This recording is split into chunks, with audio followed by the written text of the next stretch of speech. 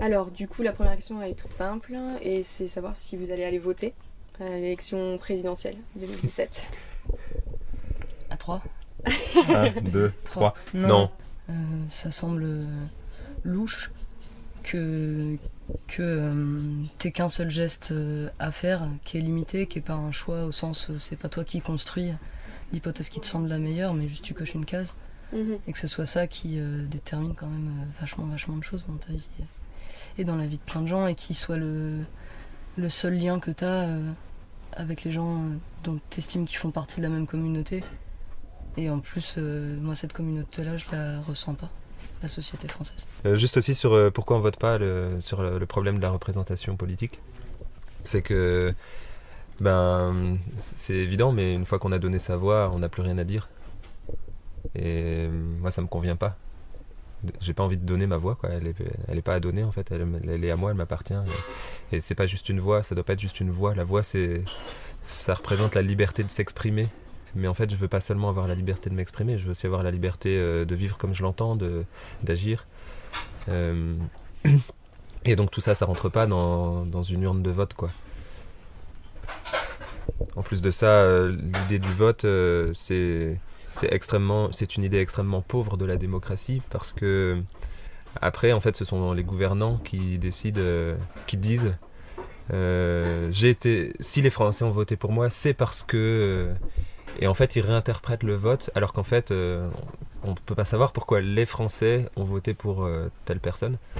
Et vraisemblablement, il y a une diversité de raisons, et qui sont généralement pas des raisons spécialement nobles. C'est pas parce que la personne est super et qu'elle a des super idées. En général, c'est parce que c'est pour pas que l'autre passe, ou c'est des choses comme ça, ou c'est par ignorance du côté arriviste de la personne, ou c'est parce qu'on a été influencé par le fait par la campagne, tout simplement. Enfin... J'ai l'impression qu'en disant qu'on se sent pas représenté politiquement et que en gros tous les politiciens sont des pourris, on dit des banalités que tout le monde pense, ou énormément de gens, et tu vois, il n'y a pas si tant de gens, je crois, qui soutiennent corps et âme des politiciens.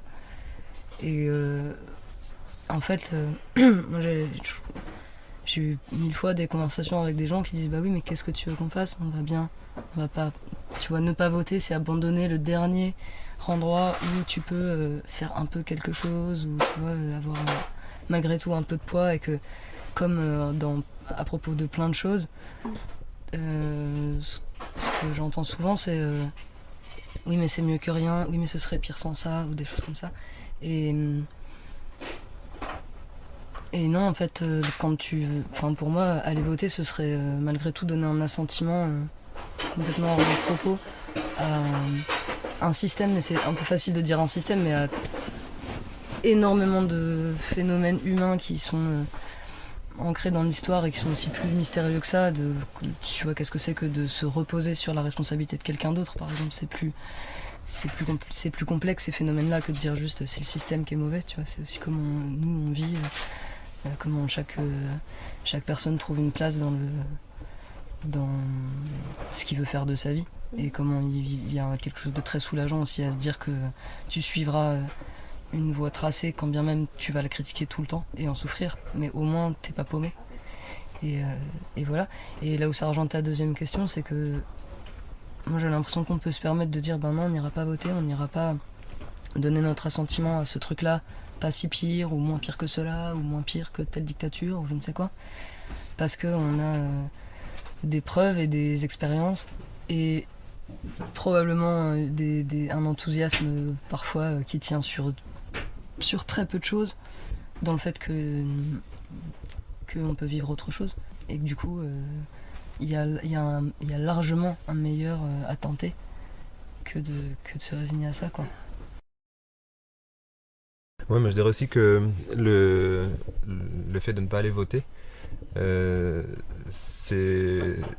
En fait, on abandonne effectivement un endroit où on a une micro-prise sur le monde, mais en fait, elle est tellement microscopique que c'est pas un abandon important, c'est anecdotique. Par contre, c'est pas pour se contenter de cet abandon-là, c'est qu'il s'agit de reconquérir à côté, dans la vie quotidienne, en fait, 365 jours par an, la question politique. et la reconquérir par des logiques d'émancipation et notamment de s'émanciper des logiques de gouvernement. De pas accepter de se soumettre à des dispositifs de gouvernement. Et c'est ce qu'on fait ici à la ZAD à Notre-Dame-des-Landes. À la fois, la plupart d'entre nous, on se soustrait, en tout cas pour une bonne partie de notre vie, au travail salarié. On se soustrait aux lois de la République, puisqu'en fait, on ne veut pas de leurs lois qui nous sont étrangères. Et on essaie de vivre ensemble, de composer ensemble avec des gens qui sont très très différents les uns des autres. Il y a des gens qui viennent, qui sont un peu punk, il y a des gens qui viennent pour un retour à la nature, il y a des gens qui sont paysans et qui cherchent à s'installer, des jeunes agriculteurs qui viennent ici parce qu'ils ont du mal ailleurs à trouver des terres où s'installer et qui s'installent ici en agriculture. Il y a des anarchistes, des idéalistes, des gens qui viennent de la rue, des gens qui connaissent l'hôpital psychiatrique, la prison, les dépendances à la drogue, etc. Enfin, en gros, il y a des gens de tous horizons, quoi. Et tous ensemble, on essaye de vivre ensemble et de mener cette lutte ensemble. Et évidemment, c'est pas facile. On rencontre beaucoup de tensions, beaucoup de désaccords, beaucoup de conflictualité entre nous. Mais aussi pour régler tout ça, on essaye de décider, de mettre en place un peu des façons de fonctionner communes, avec un peu des règles communes où on a aussi nos limites collectives, qu'on ne veut pas qu'elles soient dépassées sur divers domaines et tout ça. Et finalement, on recrée un peu un cadre, mais ce qui est important, c'est que c'est un cadre qui a la souplesse qu'on le désire collectivement et qui est ajusté collectivement et réajustable collectivement au fur et à mesure de la situation, de nos ressentis, de notre histoire en fait. C'est quelque chose qui donc nous correspond collectivement. Et là, on s'émancipe, en faisant ça, on s'émancipe complètement du système de la République où des lois sont décidées par des armées de gens en costard-cravate avec des salaires super élevés et qui sont totalement déconnectés de la vie réelle, quoi. Et donc pour nous, je dirais, c'est ça en fait, faire de la politique, et c'est pas du tout aller voter. Aller voter, c'est une illusion de politique. Et de manière générale, dans la politique, il y a énormément de formes à reconquérir. C'est vraiment une conquête, et cette conquête, c'est une guerre, c'est une lutte aussi. On lutte pas que pour conquérir du territoire. Là, on a pris 1650 hectares de terres agricoles en commun avec les paysans, avec les habitants historiques. Mais il s'agit aussi de reconquérir par exemple des façons de lutter, des formes de lutte. Parce que le pouvoir va toujours essayer de nous repousser par la répression, en nous réprimant, il va toujours essayer de nous repousser vers des façons de lutter qui sont en fait inoffensives. Par exemple, ils nous reconnaissent la liberté d'expression pour mieux nous interdire la liberté d'action.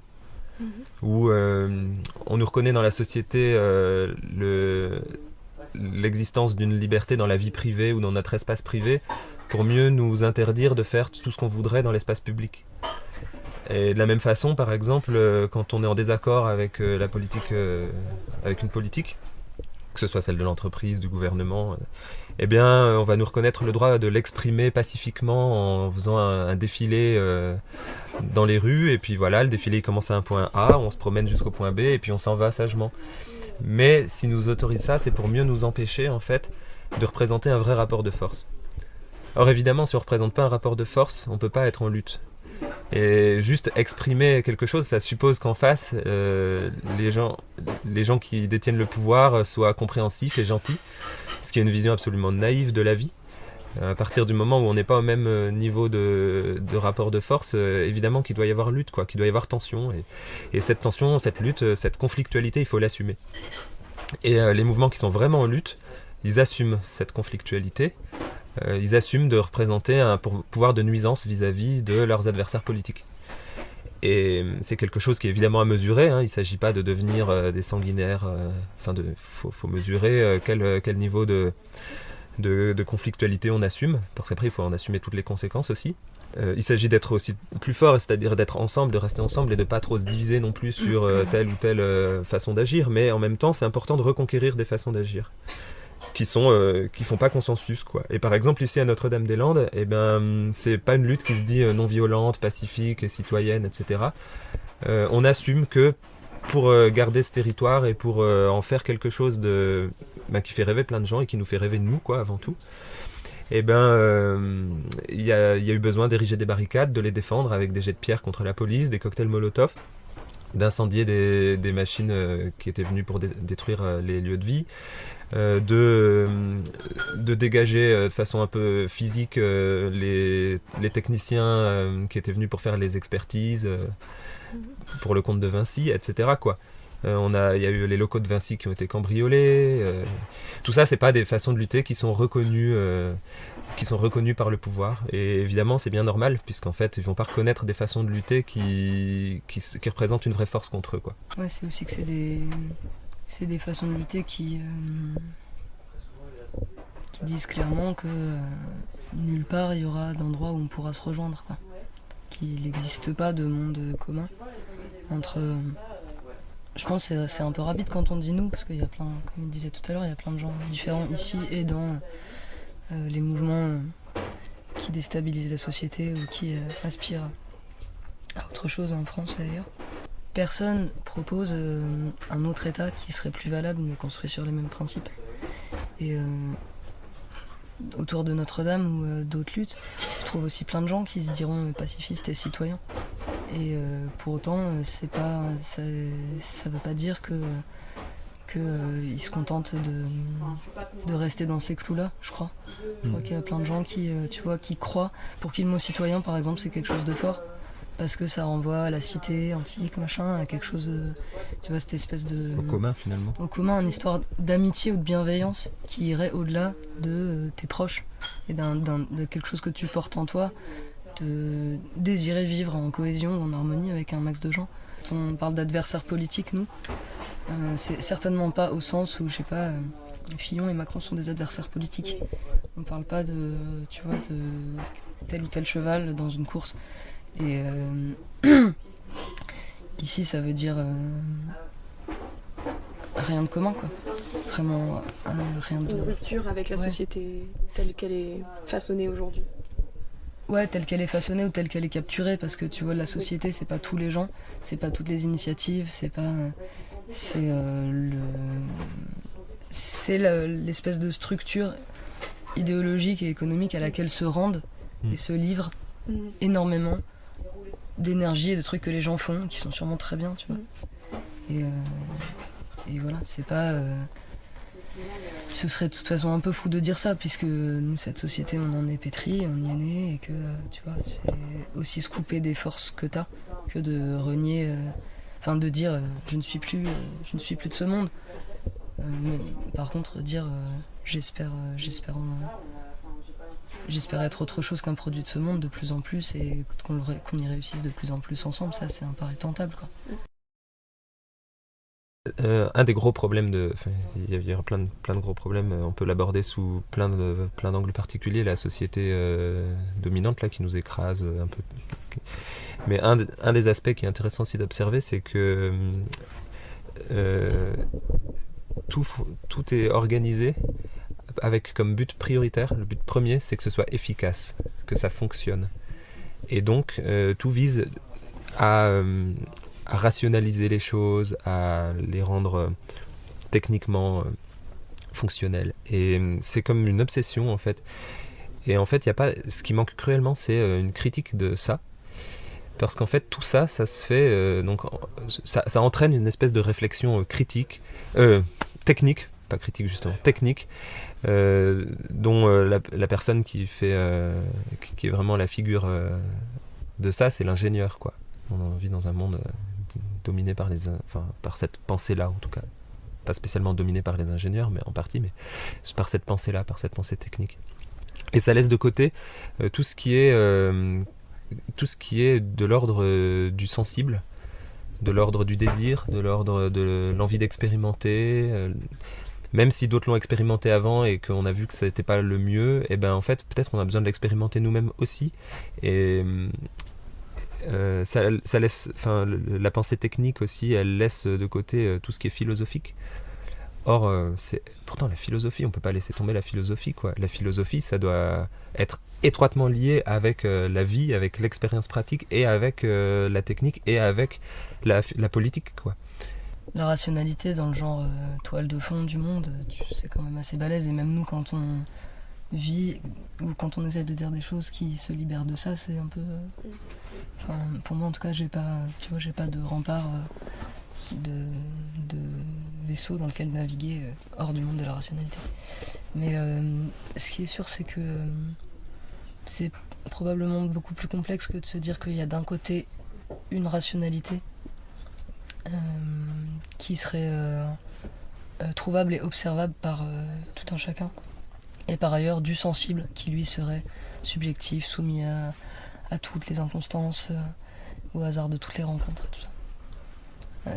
Il y a dire ça, c'est avoir une idée très bizarre de l'ordre et du désordre, qui aurait d'un côté le chaos total, c'est-à-dire aucune séparation entre rien, aucune prévisibilité d'aucun mouvement et rien qui se tient, et de l'autre part l'ordre qui serait quelque chose qui au contraire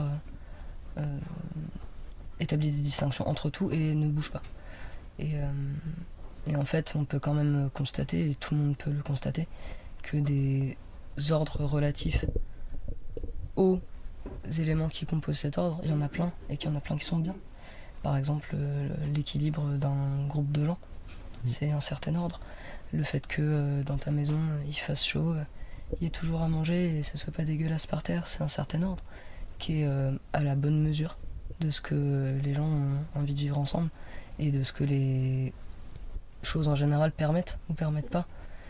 Et j'en viens à des phrases comme ça entendues plein de fois, je sais pas si c'est pertinent, mais tu vois, on dit souvent non mais vos idées là, ça marche pas. Oui, bien sûr, tout le monde souhaite ça. On m'a encore dit ça en stop il y a pas longtemps. Mais moi aussi, tu sais, je suis comme toi, disait un chef d'entreprise libéral qui vendait je ne sais plus quoi, qui avait ses propres raisons d'être, mais qu'on partageait pas grand-chose. Et il disait, moi je suis comme toi, mais juste ça marche pas parce que y a des gens qui sont toujours méchants, toujours des gens qui profitent, tu feras rien contre une mauvaise nature humaine, et du coup il faut établir un ordre qui soit coercitif en fait, sinon c'est le chaos. Et en fait c'est complètement bizarre de s'imaginer qu'il existe un ordre extérieur à toute estimation de tout être, et auquel il suffirait de se référer et de se soumettre pour que ça fonctionne. En fait, la rationalité scientifique, par exemple, elle se tient évidemment, et c'est une banalité de le dire, quoi. Elle n'est pas absolue. Elle est relative aux recherches qui ont été faites, aux éléments qu'on a essayé de mettre en relation dans ce monde, aux relations qu'on a essayé d'observer par des expérimentations. Et elle est aussi la traduction d'une pensée philosophique, et c'est l'aboutissement de plein de processus historiques, et c'est tout. C'est pas Dieu qui l'a écrit, quoi. Et en fait, tout un tas de théories sur le monde peuvent cohabiter. La particularité de celle qu'on subit de nos jours, c'est de n'admettre aucune extériorité à elle-même, et d'avoir institué le délit de fuite. Et que du coup, tu peux pas. Ça veut dire que tout ce que tu peux vivre d'autres, tous les autres ordres qui peuvent parfois se constituer et se déconstituer parce que tout à coup ils correspondent plus à la réalité, ou parce qu'on a estimé qu'ils étaient plus nécessaires, sont considérés par l'ordre dominant comme des forces de chaos, alors que c'est pas le cas en fait. Ici par exemple il se construit des choses, et plutôt les choses s'ordonnent petit à petit d'une manière qui contient aussi sa propre possibilité de bouleversement, de réajustement permanente en fonction de ce que la situation exige. Et ça, c'est pas produire du chaos, c'est produire de l'ordre. C'est juste un ordre vivable et désiré tous les jours. Un ordre un peu moins brutal, un peu moins coercitif que l'ordre policier et judiciaire, qui d'ailleurs, je trouve en plus, n'a pas tellement de sens. Pour moi, la logique judiciaire, pénale, elle a très peu de sens, quoi. Juste un sens dissuasif, mais qui se prétend, au-delà d'être dissuasif, qui se prétend être juste pour la justice. C'est même le nom de cette catégorie et de ce ministère, la justice avec un grand J. Mais en fait, c'est quoi la justice ? Quelqu'un a fait quelque chose qu'on estime pas bien, alors il faut qu'il souffre, il faut qu'il le paye par une souffrance personnelle. C'est de la vengeance en fait, c'est très, très malsain je trouve de vouloir en faire un but en soi. que la souffrance soit un but en soi. Du coup, on va enfermer la personne et elle va souffrir pendant des années. Et c'est même un peu sadique. Ici à la ZAD, quand on a aussi des problèmes, des conflits, il y a aussi des gens qui font des choses qui sont antisociales ou enfin incompatibles avec la vie collective. Et on doit réagir, on réagit collectivement, le plus collectivement possible. On recherche en tout cas toujours des façons collectives de réagir, pour pas laisser une personne victime seule face à un problème. Mais dans cette réaction, il se peut évidemment que la réaction ne convienne pas à la personne qui fait un peu de la merde, et puis tant pis en fait. Mais c'est pas un but en soi que de lui rendre une souffrance pour ce qu'elle a fait et d'instaurer une peur, quoi. Ben voilà, on apprend qu'il y a eu un problème, qu'il y a quelqu'un qui a pété les plombs, qui a été violent, ou qu'il y a eu un problème avec les chiens, que les chiens ils ont mangé les bêtes ils ont mangé une bête. Ça fait la énième fois que ça se reproduit, c'est pas possible. On se fait une réunion à 16h, tout le monde, on en parle une première fois. Bon, il n'y avait pas tout le monde, on en reparlera demain à la réunion du jeudi. Et du coup, on en parle et on se dit. Il y a des gens qui sont allés discuter avec la personne, avec les différentes personnes en jeu là. Et puis on essaie de voir quoi, un truc de médiation, est-ce que ça suffit ou pas, est-ce qu'on a l'impression que ça va maintenant, on va pouvoir continuer à vivre tranquillement, ou est-ce que non, on a l'impression que la menace elle continue à exister.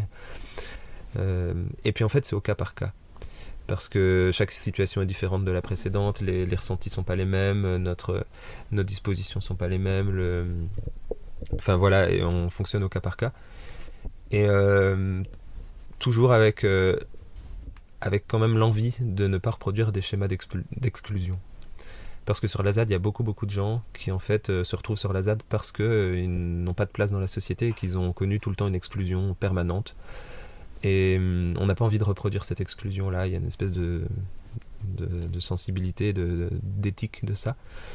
Alors on se l'interdit pas totalement. C'est arrivé quand même qu'on dise à des gens qu'ils doivent dégager de la ZAD définitivement parce que vraiment on n'a aucun commun avec eux et qu'en fait ils sont trop nuisibles à ce qui se construit ici. Mais c'est des choses qu'on fait très rarement, quoi. Et puis il y a aussi un groupe qui a été mis en place qu'on appelle le groupe des 12. C'est un groupe ou le cercle des 12 ou le cycle des 12, on dit souvent. Un cycle parce que c'est cyclique, c'est 12 personnes qui sont tirées au sort. Ce groupe est renouvelé de moitié à chaque fois. On est tiré au sort pour une durée de 1 mois. Et l'idée, du tirage au sort, c'est que du coup, il y a un groupe qui puisse résoudre, ou en tout cas prendre en charge des conflits, pour s'assurer qu'il y a une prise en charge collective des conflits et des problèmes.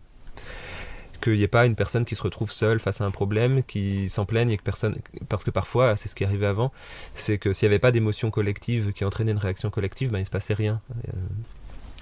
Et donc ça nous a posé pas mal de soucis, et donc on s'est rendu compte qu'il y avait un besoin de quelque chose, de prendre en charge des conflits même, ou des problèmes même quand il n'y a personne qui sent l'énergie d'eux. Et donc c'est là qu'on a mis en place le groupe des 12, et comme ça on est sûr qu'il y a une prise en charge du problème, mais en tout cas ce groupe-là il n'est pas censé prendre en charge le problème à la place des autres, dire non c'est nous qui le prenons en charge, c'est pas vous. C'est pas du tout ça. Il est censé juste s'assurer qu'il y ait une prise en charge du conflit et essayer de le régler comme ils peuvent faire appel à d'autres gens, ils peuvent voilà. Et puis si c'est difficile, si ça marche pas ou si ça marche bien, ensuite en référer à la réunion des habitants de la ZAD le jeudi, de dire voilà, il y a eu tel problème, on a fait ça et en fait c'est pas suffisant, on s'en sort pas trop, on aurait besoin d'eux, ceci, cela, enfin je sais pas, c'est au cas par cas en fait, et c'est comme ça que c'est censé fonctionner. Et ça fonctionne plus ou moins bien, pas toujours super bien, mais quand même pas si mal, quoi. C'est sûr que ce type de fonctionnement-là, que tu trouves de façon peut-être un peu moins dessinée, instituée, à d'autres endroits, et dans tous les endroits où les gens essayent de s'organiser de façon horizontale, de pas avoir de chef, de pas avoir de flic, de pas avoir de juge, de pas avoir de prison. toujours des choses comme ça qui se tentent, de façon plus ou moins heureuse. Et là où c'est très différent de porter une affaire au tribunal ou d'aller voter, c'est que ça prend du temps de réinventer les règles à partir des expériences et en prenant en compte ce qu'il y a de nouveau ou de particulier à la situation, c'est-à-dire aux gens aussi. Et c'est du coup à milieu de l'efficacité, voilà, ça prend vachement de temps. Et ça te met dans des difficultés toujours nouvelles et bouleversantes et tout ce que tu veux. Et il n'y a pas de garantie d'efficacité. Et pour beaucoup des choses qu'on vit, c'est ça qui se passe, c'est que on vit des choses de telle sorte qu'à chaque fois il faut se plonger dans tout et s'y engager complètement. Et que en fait rien ne nous assure que ça marchera, qu'on sera protégé de toute défaite, de toute souffrance, de tout inconfort, déconvenu, toutes mes aventures, tout ce que tu veux. Et en fait, nous, ça nous va. Qu'il n'y ait pas de justice, qu'il n'y ait pas de... qu'on ne soit pas protégé, qu'on ne soit pas arrivé, c'est bon, en sécurité, quelque part, dans un système de pensée ou dans, je sais pas quoi, un système économique qui te protège aussi de l'inconfort. Ici, par exemple, il y a énormément de gens qui construisent leur vie et qui font énormément d'efforts vers du possible et vers quelque chose qu'on n'est pas capable de pointer, mais qui est un désir surpuissant pour quelque chose qui est en grande partie inconnu aussi, qui est qu'est-ce qu'on va réussir à vivre ensemble si on se défait de telle manière de penser, de telle manière d'agir dans nos corps, de telle manière de se lier, de telle manière de se décharger des responsabilités qu'on a ou de la sensibilité qu'on a à des situations. Voilà, typiquement, il y a un truc qui se passe ici, ou parmi tes potes, quoi, tu peux pas dire appelle les flics, démerde-toi. Ou tu peux pas dire rachète-toi, ou je sais pas quoi. Tu vois, il va falloir que tu mettes les mains à la pâte en fait de ce qui est en train de se passer. Et que tu mesures aussi à quel point tu y es lié ou pas. Et que peut-être tu passes ton chemin. Mais si tu passes ton chemin, il faudra l'assumer. Il n'y a rien qui te protège. Il n'y a rien qui te garantit ton indifférence et qui la rend naturelle. Et c'est plutôt bien, comme ça. Dans le monde là, de la gouvernance, comme on est géré, les grands maîtres mots, j'en vois 3, il y en a sûrement d'autres. Il y a celui du développement économique. On vit dans une dictature de l'économie. Ce qu'il faut, c'est développer économiquement les entreprises, la croissance, la métropole, etc. Nous, on veut pas c'est pas notre priorité que de développer l'économie de la ZAD. Voilà. Ensuite, il y a l'idée de l'efficacité. Il faut que ça fonctionne. Et ben nous, on veut pas que ça fonctionne dans une direction qui soit, en l'occurrence, celle de l'économie, mais ni même dans aucune autre direction. Bien sûr, on a l'enjeu de gagner la lutte contre l'aéroport, et ça, c'est une priorité. Mais c'est pas non plus au prix de la qualité des relations humaines, de la joie de vivre, etc., quoi. Et de construire nos idéaux, etc., ça doit se mener ensemble, et voilà, sans que l'un soit prioritaire sur l'autre ou doive écraser l'autre. Et une troisième chose, c'est la sécurité. Souvent, les arguments qui sont invoqués pour nous gouverner, pour nous dominer, c'est que c'est pour notre sécurité, que c'est pour notre bien. Et bien là, c'est pareil, en fait. Pour moi, la sécurité, bien sûr que c'est important, la sécurité. J'ai pas envie de mourir, j'ai pas envie de me blesser, mais c'est à moi, c'est à nous, collectivement, de décider de quel niveau de sécurité on veut.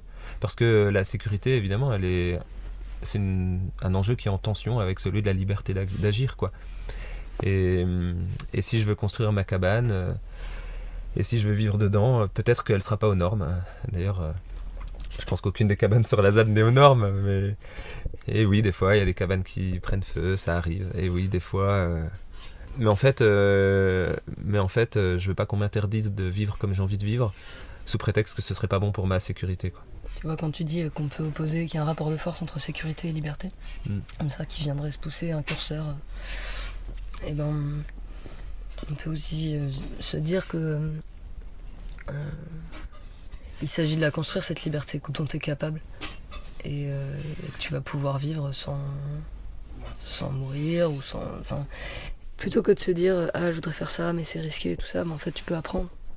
Et tu peux le faire de telle sorte que tu vas pas te mettre dans une situation que tu penses pas pouvoir gérer. Et voilà, puis tu peux demander de l'aide, et puis... Enfin, il n'y a pas...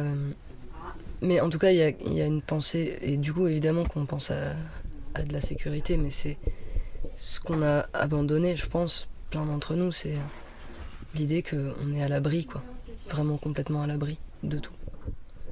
Et c'est pas tant parce qu'on n'aurait rien à perdre, on a énormément à perdre. C'est plus parce que, en fait, on serait déjà très très mal en point si on abandonnait ce qui nous porte et ce en quoi ce qui croit en nous plus qu'on y croit, enfin je sais pas comment dire, ce qui fait que tu te sens éthiquement, émotionnellement et au niveau de l'action tu te sens dans tes bottes, tu te dis bah ouais ma place elle est là, ça va quelque part, on est bien.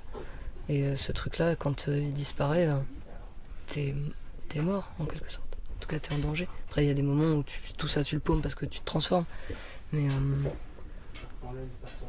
il y a une sécurité existentielle qu'on recherche pas forcément non plus. C'est ça que je veux dire.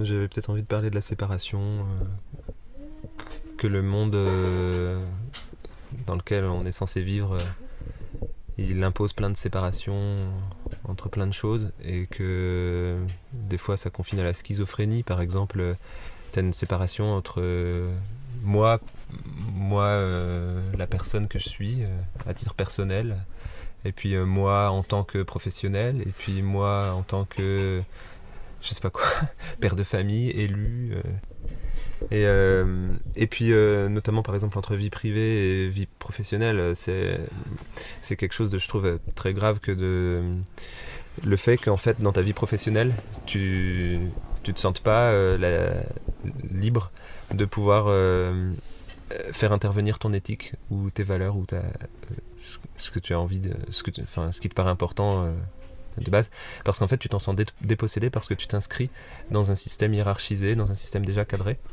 et du coup tu es dans la hiérarchie, elle dissout les responsabilités par le fait que tu te dis toujours bon ben ça c'est pas moi, c'est mon chef et tout ça, donc soit tu agis contre ton éthique, soit même plus fréquemment tu es pas invité à te poser des questions éthiques, et donc tu agis juste sans te poser de questions, c'est plus confortable parce que de toute façon c'est pas de ton ressort quoi.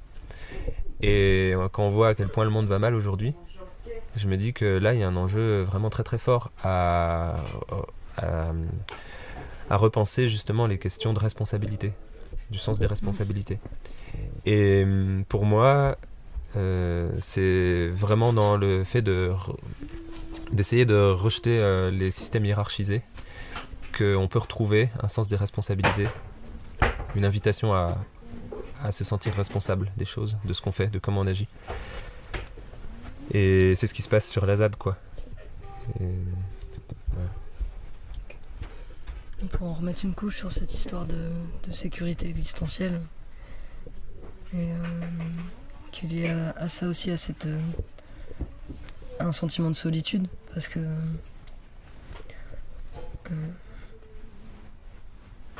j'ai l'impression qu'on vit, pour le coup là ça désigne un peu personne, mais en tout cas ce monde-là est fait pour que ce soit possible de vivre très seul et que tu t'en sortes relativement bien.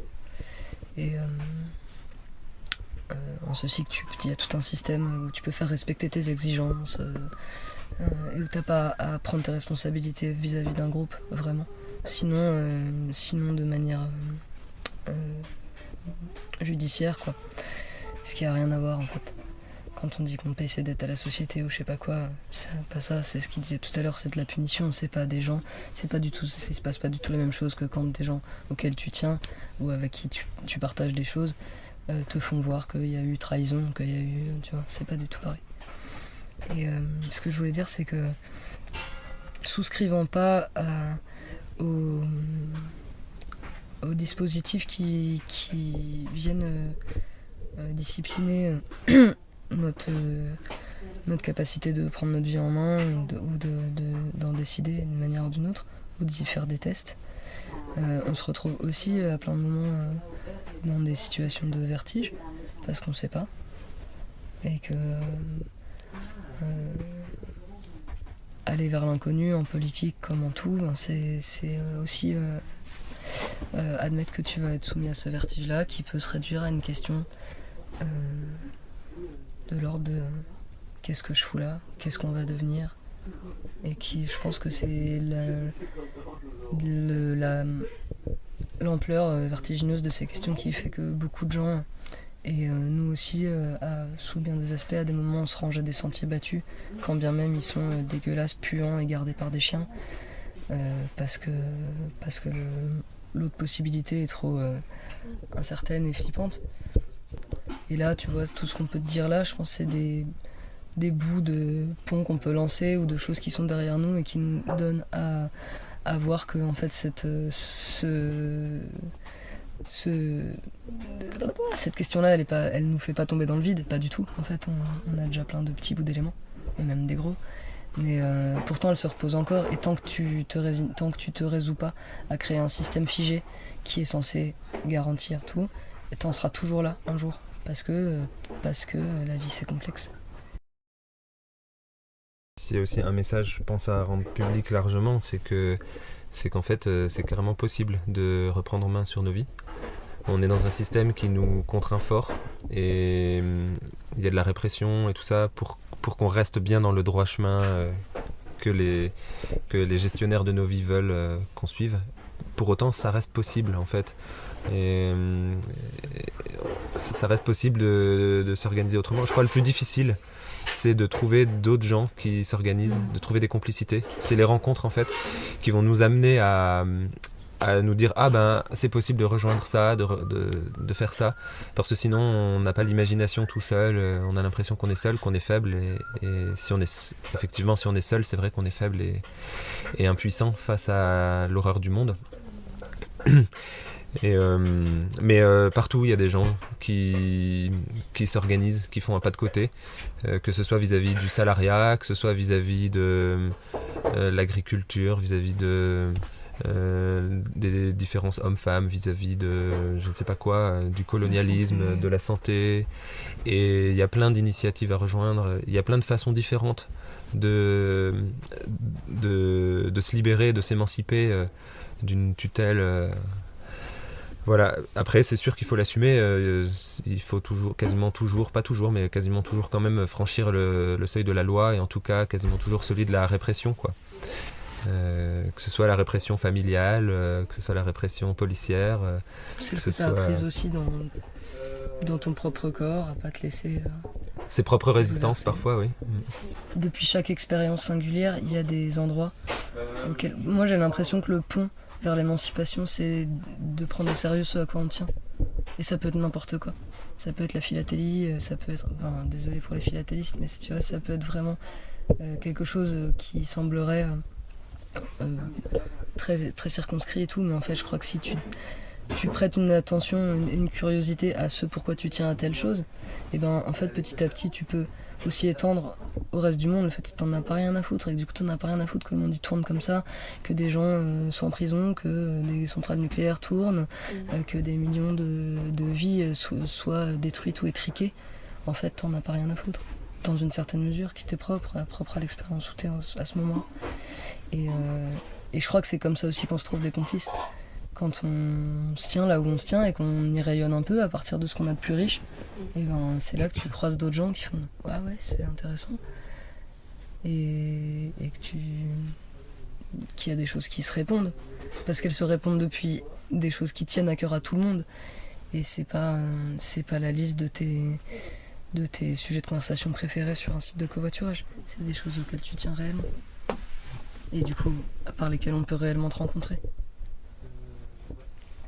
Et à partir de là, tu peux trouver des aventures collectives qui te portent jusqu'au bout, même avec la répression, même avec les séparations aussi, le fait qu'à un moment, ce commun-là, il n'existe plus et tout, mais ça a un goût très particulier, le fait de sentir que t'es pas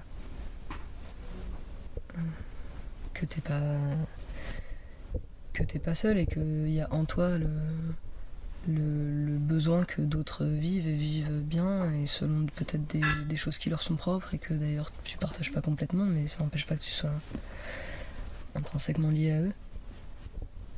Et je pense que c'est un sentiment qu'on peut apprendre à cultiver et à faire croître. Moi, si j'en suis arrivé ici, je dirais que c'est...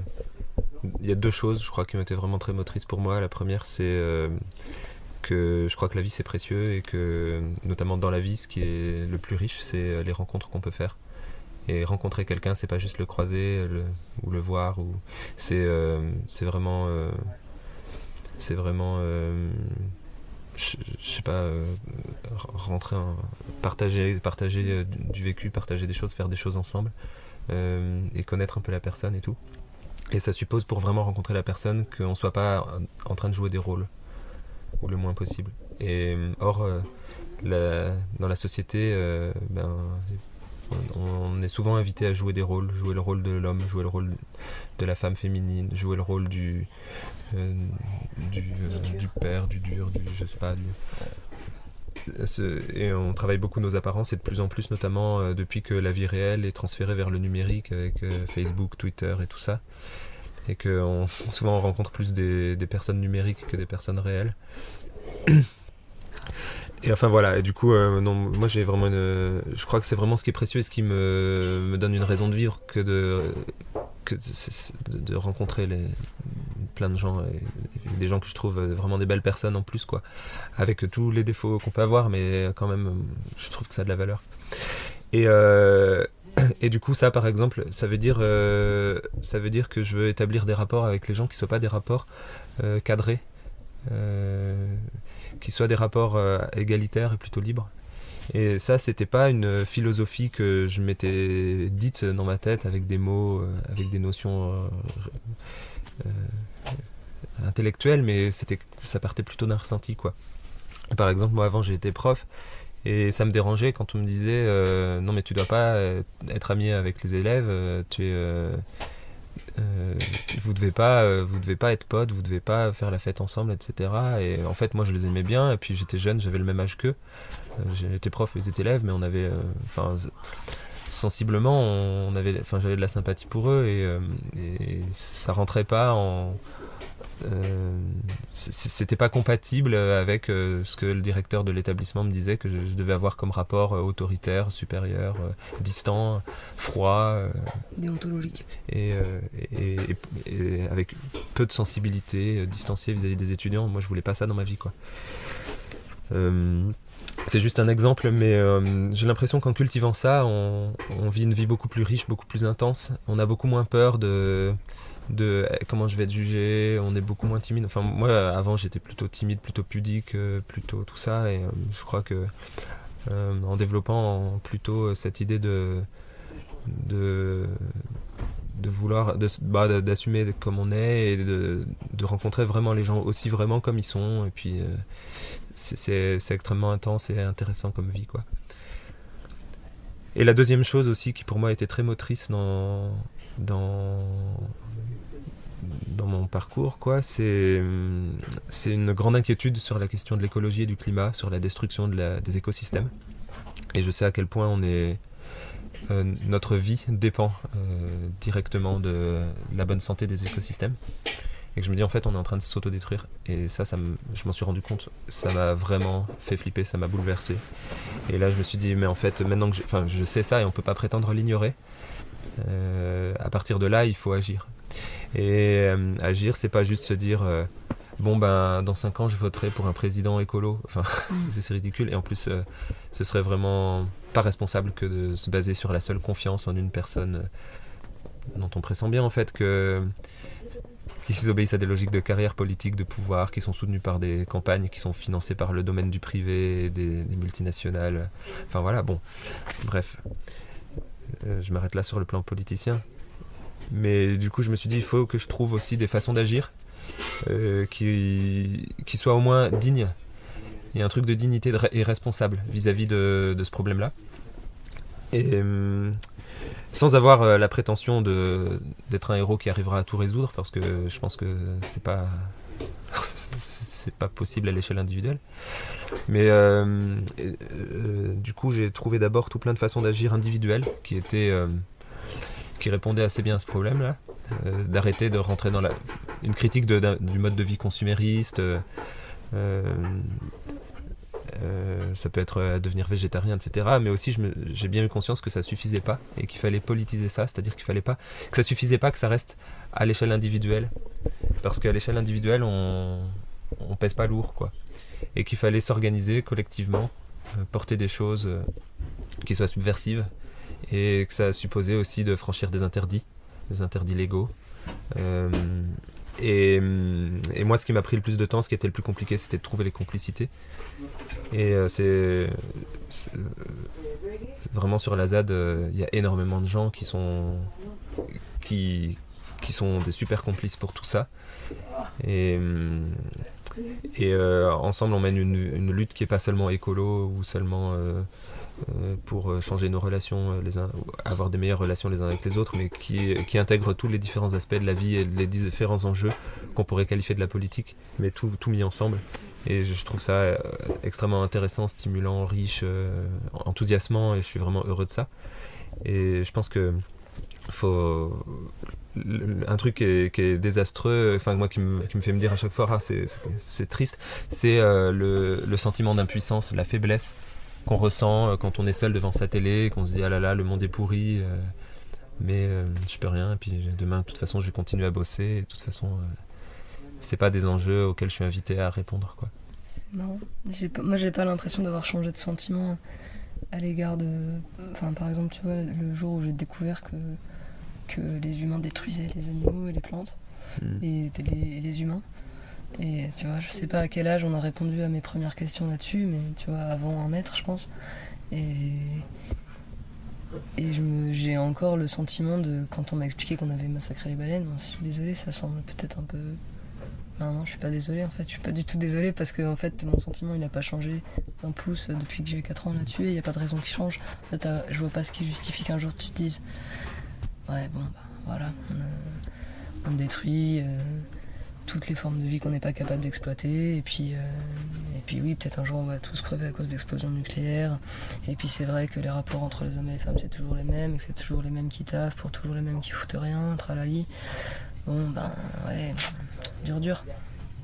En fait, je comprends pas pourquoi on en resterait là.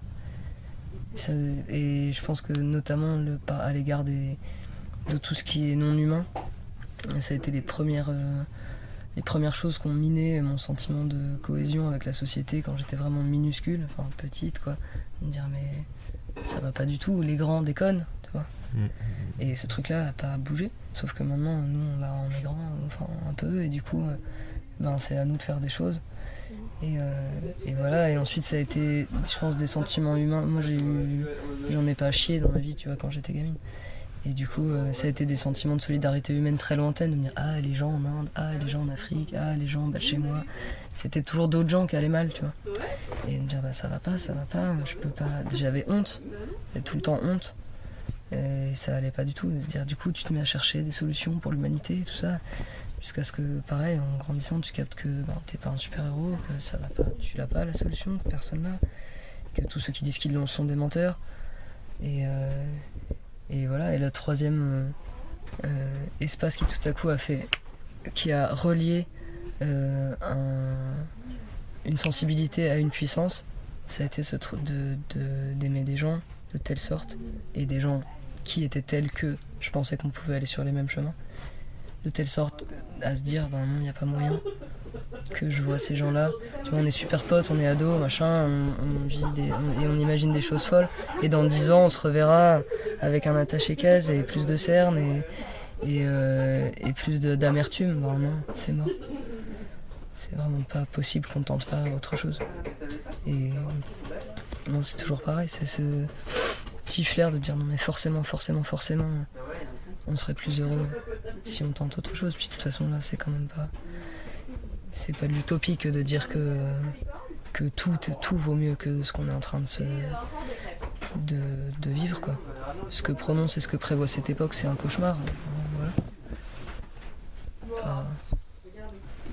Et on peut pas lutter que en se disant c'est terrible, il faut qu'on fasse quelque chose, sinon je pense que c'est dur de se lever le matin.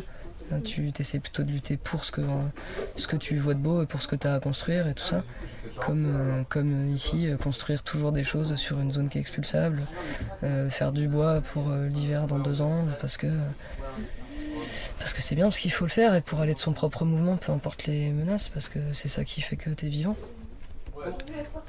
Mais la réalité des trucs moches et durs, t'as pas besoin de chercher loin, elle est partout, quoi. Elle est aussi en nous, dans tout ce qui nous manque, dans les mots qui nous manquent pour dire pour penser ce qu'on veut, dans les puissances qui nous manquent pour, je sais pas, pour changer le monde.